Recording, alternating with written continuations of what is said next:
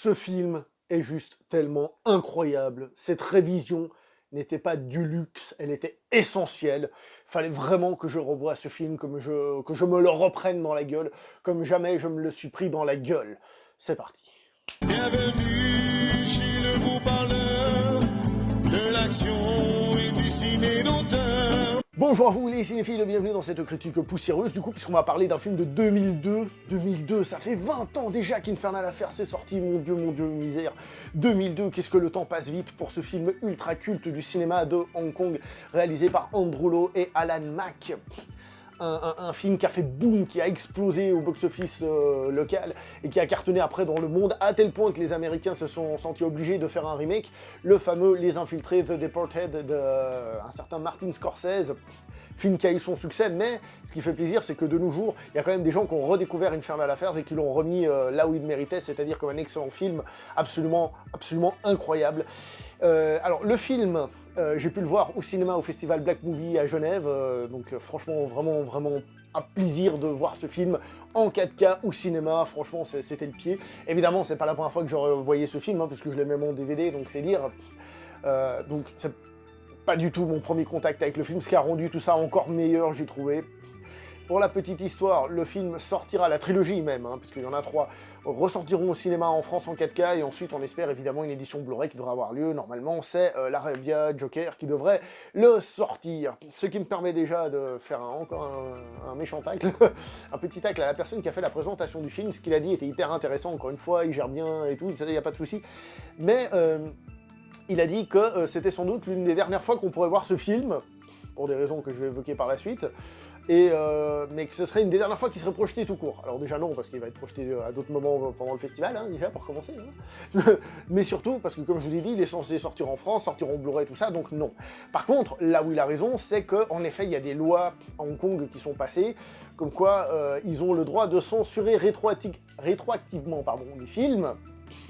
Et Infernal Affairs fait partie de la liste noire parce que c'est un film qui donne pas une image que la Chine actuelle veut montrer, entre autres cette police nickel qui fait très bien son boulot et on critique pas, on est très fiers de nos autorités et d'être chinois et compagnie.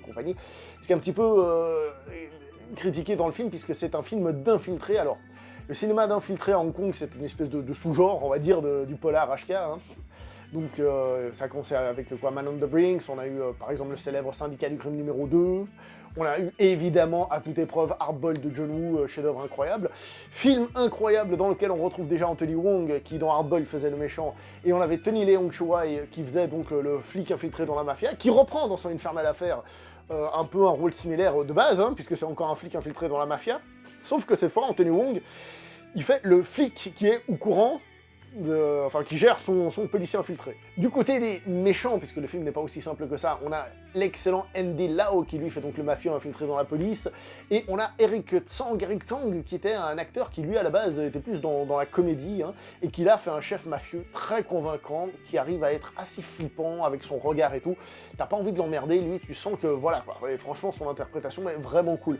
On a aussi des jeunes comme Sean Wei qui faisait ses débuts à Edison Chen aussi, qui faisait les versions jeunes des personnages, qui dans le 2 auront les rôles principaux puisque c'est une préquelle, mais une préquelle très intelligente parce que non seulement elle vient raconter ce qui s'est passé avant, dont certains éléments ont été réutilisés par Scorsese directement dans le film, mais surtout c'est parce que Infernal Affairs c'est un film qui se suffit à lui-même. Et la préquelle, c'est pas juste je vais te raconter le truc que tu sais qui a eu lieu, non, je vais te raconter le truc que tu ne savais pas qui a eu lieu, et qui peut revenir envoyer des informations pour apprécier différemment ce premier film. Ce qui fait que ce premier film, on peut le voir simplement, ou alors par l'aura du second film, ce qui fait que c'est incroyable. En tout cas, les 2 premiers Infernal Affairs sont à voir absolument. Le 3e, moins. On va le dire clairement, beaucoup moins. Donc, Infernal Affairs, c'est un film de flic infiltré. Alors, la rétrocession a déjà eu lieu, mais on voit dans la psychologie des personnages toute la relation à la rétrocession. Qu'est-ce qu'un Hongkongais si ce n'est un Chinois, un Han, mais qui n'était pas chinois dans le sens pays la Chine, et qui du coup d'un côté se sent chinois, mais d'un autre côté était très content de la liberté qu'il a réussi à obtenir en étant une colonie britannique et ensuite en ayant un petit peu de liberté là-dessus, c'est pas qu'ils appréciaient forcément d'être colonisés, ça il y a qu'à voir certains films, mais cette liberté qu'ils avaient, donc d'un côté ils étaient très chinois et d'un autre côté ils ne l'étaient pas, ils étaient partagés. Il y a eu la rétrocession, je sais plus comment on dit le fameux truc là, c'est un pays, mais deux gestions différentes, là j'ai oublié le terme, vous l'avez sans doute, et on est donc dans ces Hong Kong schizophrènes qui se retrouvent dans ces personnages-là. Infernal Affairs, ce n'est pas un film d'action. C'est un polar, c'est un thriller si on veut, mais ce n'est pas un film d'action. C'est lié à des trucs de mafieux. C'est pas un John Woo. On n'est pas dans John Woo, on n'a pas un flingue dans chaque main. Il y a une fusillade qui se veut stylistique plutôt que d'être au premier degré. Pour éviter. On est dans un autre type de film, et qu'est-ce que c'est bien fait comme film, qu'est-ce que le rythme est soutenu, qu'est-ce que les acteurs sont incroyables, qu'est-ce que la beauté des images, souvent bleues, grises comme ça, est absolument folle, qu'est-ce que le suspense et tout, et dans la salle c'est beau parce qu'il y avait plein de gens qui n'avaient pas vu le film, et ça se voyait, parce qu'au moment clé, je les entendais faire des « Ah !» des « Oh !» et ça veut dire, moi j'étais là, vous l'avez pas vu depuis le temps, mais ça veut dire que les gens prenaient leur plaisir à regarder ce film absolument incroyable. C'est un film qui est un film sur la dualité, donc comme je vous ai dit, les personnages sont eux-mêmes trimballés, mais aussi où chacun a son miroir. Ainsi, le flic dans la mafia a son miroir avec le mafieux dans la police, le chef de la police, on va dire, a son miroir avec le mafieux, et tout ça fait penser, on le doit, je pense, à Michael Mann et son fameux Heat, hein, qui lui était aussi un film qui faisait un parallèle entre deux personnages, entre un flic et un gangster, mais avec une optique, comment dire ça, plus... moins qui sont les gentils, qui sont les méchants, et on sait pas trop. C'était plus, finalement, un peu moins facile que ça, moins manichéen. Manichéen pour Michael Mann, c'est pas mal quand même. Il faudrait que je la ressorte celle. Non mais je veux dire, dans le sens où dans Heat, bon le but c'est pas de parler de Heat ici et de faire une analyse, j'ai déjà fait une vidéo sur le sujet, mais c'était de faire que le flic et le voyou étaient plus proches qu'on pouvait le penser, mais pas juste dans le sens ce sont des hommes à flingue, ce sont des professionnels, etc. Là ici on retrouve cette dualité, ce duel entre deux personnages, mais cette fois-ci beaucoup plus entre je suis de quel côté de la justice et est-ce que moi-même je suis un gars bien ou pas un gars bien. Il y a un personnage qui demande même à un autre, dites-moi, est-ce que je suis quelqu'un de bien, s'il vous plaît, dites-moi si je suis quelqu'un de bien, parce que je sais plus où j'en suis, Voilà, tout simplement. En ce qui me concerne, j'ai pris un pied mémorable à regarder ce film, déjà parce que l'image en 4K était absolument incroyable, mais aussi parce que les musiques, alors les musiques sont pas forcément oufissimes dans le film, mais elles soulignent tellement bien le film, son suspense et tout ce qui va avec, et en ce qui me concerne, non seulement j'ai vu évidemment cette dualité Hong Kong-Chine, etc., mais j'ai pas pu m'empêcher aussi d'y voir ce qu'on a perdu depuis. C'est-à-dire qu'en 2002, il y avait cette dualité Hong Kong-Chine, et maintenant, on voit ce qui est devenu le cinéma de Hong Kong, qu'il n'est plus qu'un résidu de ce qu'il a été, ce n'est plus rien, il est mort.